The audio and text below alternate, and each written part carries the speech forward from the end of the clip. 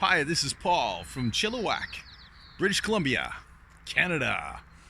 And today I accumulated this lovely trampoline, and I did notice it has some holes in it.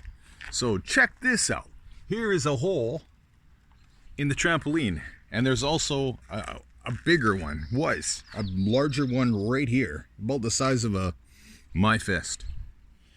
And what I did was I accumulated some Gorilla Glue. Gorilla Glue is actually 100% waterproof. I guess it's hard to read. Focus is just not exactly working properly. And then of course there's the Gorilla Tape. So what you do is you first of all take your Gorilla Glue, 100% waterproof, and put that generously on the trampoline. And then you take your tape and you make strips, and you generously put your tape across, and make sure your glue is really spread out.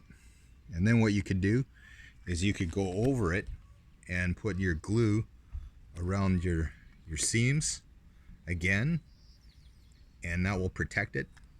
And then what you do is you do the other side exactly how you did that side, and that's it. It's that simple. That's how you make a Gorilla Glue and Gorilla Tape patch, and it works really well. Thanks for watching.